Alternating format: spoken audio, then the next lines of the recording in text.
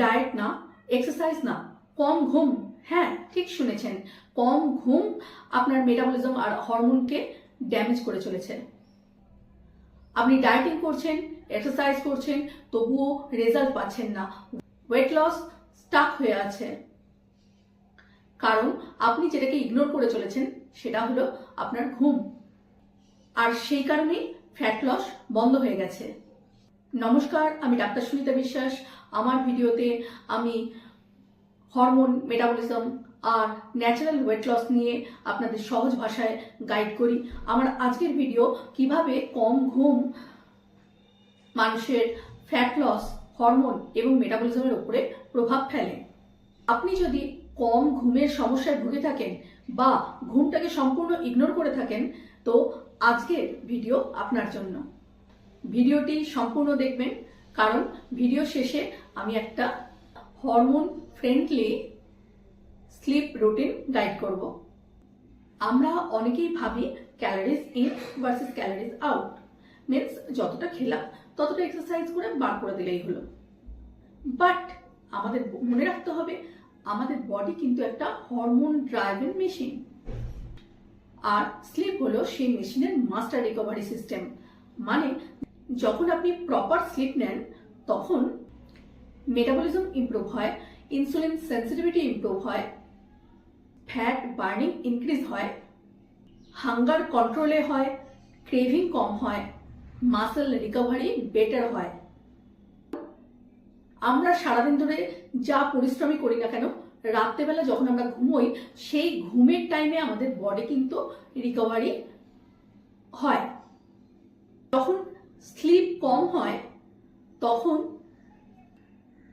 Cortisol বাড়ে, ghrelin বাড়ে, leptin hormone কমে, ইনসুলিন রেজিস্ট্যান্স বাড়ে। Result more hunger, more craving, more belly fat storage, less fat burning.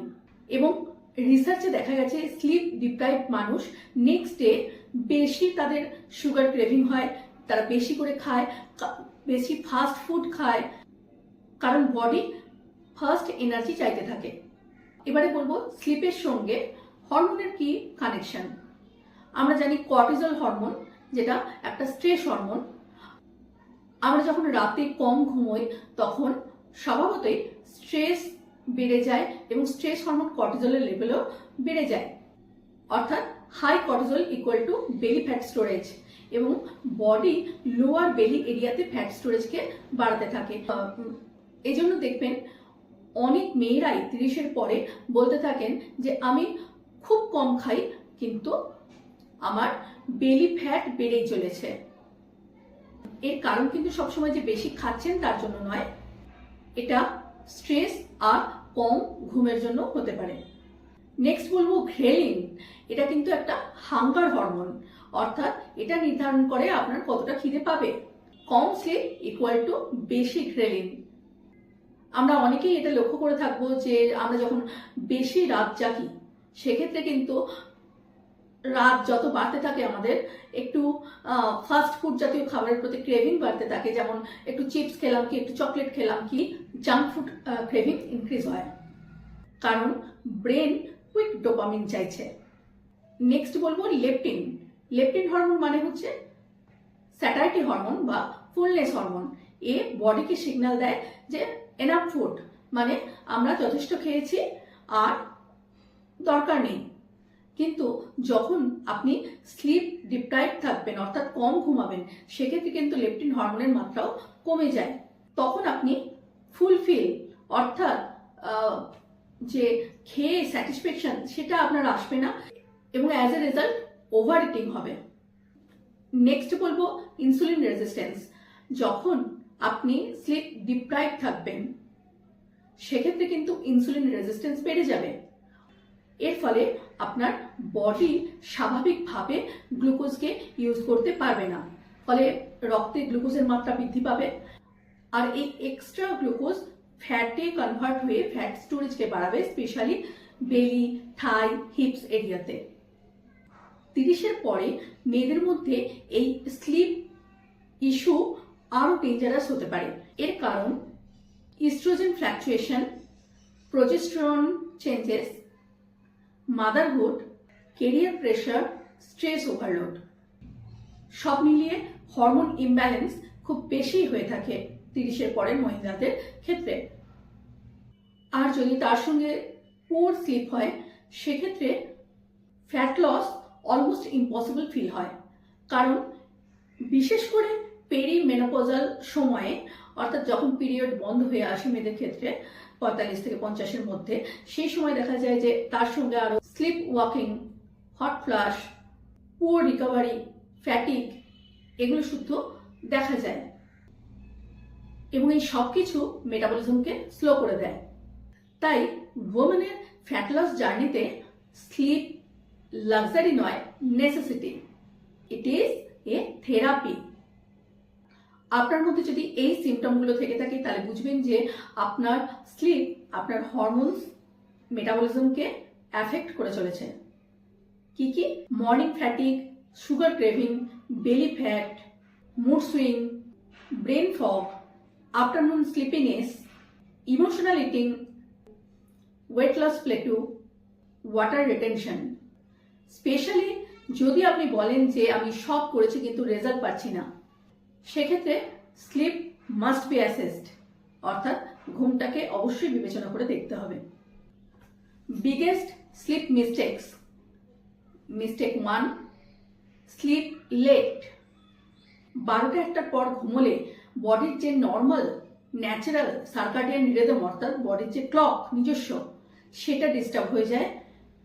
আর বডির repair hormone যেগুলো রাত্রেবেলা 10টা থেকে 2টোর মধ্যে অ্যাক্টিভ থাকে, সেগুলোরও ব্যাঘাত ঘটে।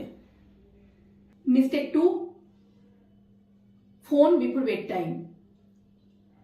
ব্লু লাইট স্লিপ হরমোন মেলাটোনিনকে সাপ্রেস করে, অর্থাৎ রাতে যখন আমরা স্ক্রিন টাইম করি বা মোবাইল স্ক্রোলিং করতেই থাকি, সেক্ষেত্রে কিন্তু আমাদের যে স্লিপ হরমোন সেটা সাপ্রেস হয়ে যায়।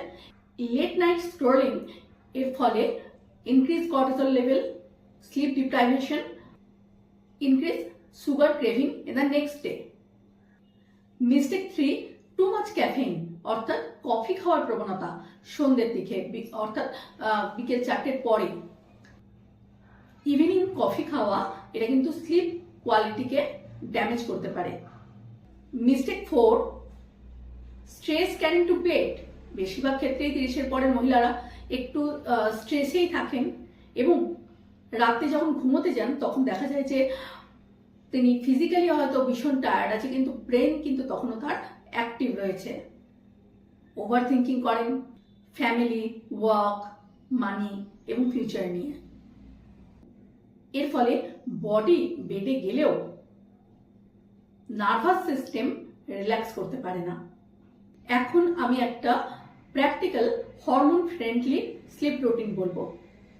স্টেপ 1-ই ফার্স্টে স্লিপটাকে ফিক্সড করুন, একটা ফিক্সড টাইমিং রাখুন, সেটা 10টা থেকে 11টার মধ্যে, এবং চেষ্টা করুন সপ্তাহের প্রত্যেক দিনই, এমনকি উইকেন্ডেও ওই একই টাইমে যাতে শুতে যান। Step 2, dim light after 9 PM, অর্থাৎ ওয়ার্ম লাইট ইউজ করুন, যেটা আপনার স্লিপ হরমোন মেলাটোনিন প্রোডাকশনে হেল্প করবে। Step 3, no emotional content at night, মানে রাতে স্ট্রেসফুল রিলস, আর্গুমেন্ট, নিউজ এগুলোকে অ্যাভয়েড করুন। Step 4, balanced dinner at night. Balanced dinner আপনার সুগারকে কন্ট্রোলে রাখতে সাহায্য করবে, তাই চেষ্টা করুন রাতের খাবার একটু সন্ধ্যে 8টা থেকে 9টার মধ্যে করে নিতে, এবং তা একটা যেন ব্যালেন্সড প্লেট হয়, মানে তাতে প্রোটিন, কার্বোহাইড্রেট, ভেজিটেবলস আর ফাইবার্স একটা সম পরিমাণে থাকে। এক্সাম্পল, ডিম বা মাছ, ডাল, সবজি এবং তার সঙ্গে কিছু কার্বোহাইড্রেট, ভাত বা রুটি। Step 5, magnesium rich food. Magnesium রিল্যাক্সেশনে হেল্প করে। ফুডস যেগুলোর মধ্যে ম্যাগনেসিয়াম বেশি পরিমাণে থাকে, যেমন স্পিনাচ, পামকিন সিড বা কুমড়োর বীজ, nuts. Step 6, morning sunlight. Morning sunlight circadian রিদমকে রিসেট করতে সাহায্য করে, তাই সকালবেলা ঘুম থেকে ওঠার পরে 10 থেকে 15 মিনিট সানলাইট এক্সপোজার খুব হেল্পফুল। লেট নাইট খাবার ইনসুলিন হরমোনকে ডিস্টার্ব করে, তাই চেষ্টা করুন রাত 8:30টার পরে কিচেনটাকে ক্লোজ করে দেওয়ার। এখন বলবো কতটা ঘুম একজন প্রাপ্তবয়স্ক মানুষের দরকার। বেশিরভাগ প্রাপ্তবয়স্ক মানুষেরই রাতে পর্যাপ্ত পরিমাণে অর্থাৎ 7 থেকে 8 ঘন্টা ঘুমের প্রয়োজন। But quality matters more than quantity, কারণ আপনি 8 ঘন্টা বেডে থেকেও পুরোপুরি রিফ্রেশ নাও ফিল করতে পারেন। সেজন্য কোয়ালিটি স্লিপ প্রয়োজন, যা ডিপ স্লিপ এবং রিকভারি পেতে সাহায্য করবে। অনেক মহিলাই বলেন আমার ঘুমের টাইম নেই, কিন্তু এটা মনে রাখতে হবে যে পোর স্লিপ কিন্তু পরে আপনার low energy, poor productivity, craving, weight gain, hormonal imbalance এগুলো শুরু করবে। তাই স্লিপ টাইম ওয়েস্ট নয়, স্লিপ কিন্তু একটা মেটাবলিক মেডিসিন। এই ভিডিও থেকে এই একটা জিনিস অবশ্যই মনে রাখবেন যে ফ্যাট লস কিন্তু শুধু ক্যালোরির গেম নয়, ফ্যাট লস একটা হরমোন গেমও। আর হরমোনকে ব্যালেন্সে আনতে স্লিপ কিন্তু একটা গুরুত্বপূর্ণ ভূমিকা গ্রহণ করে। তাই যদি আপনি বেলি ফ্যাট কমাতে চান, হরমোনকে ব্যালেন্সে আনতে চান, সুগারের ক্রেভিং কমাতে চান, সাস্টেনেবল ওয়েট লস করতে চান, তবে স্লিপকে কিন্তু প্রায়োরিটাইজ করতেই হবে। যদি আপনি হেলদি স্লিপ রুটিন রেডি করতে চান, নিজের হরমোন ব্যালেন্সে আনতে চান এবং তার জন্য একটা পার্সোনালাইজড রুটিন বানাতে চান, তাহলে আমাকে ডিএমএ রিসেট লিখুন, আমি আপনাকে হেল্প করব। ভিডিওটি হেল্পফুল লাগলে অবশ্যই আমার চ্যানেলকে লাইক, শেয়ার, সাবস্ক্রাইব করবেন। নিত্য নতুন আপডেট পেতে পাশে থাকা বেল আইকনটি টিপে দেবেন। আমার ফেসবুক এবং ইনস্টাগ্রাম পেজকে ফলো করবেন। দেখা হচ্ছে নেক্সট ভিডিওয়ে। ভালো থাকুন, সুস্থ থাকুন, নমস্কার।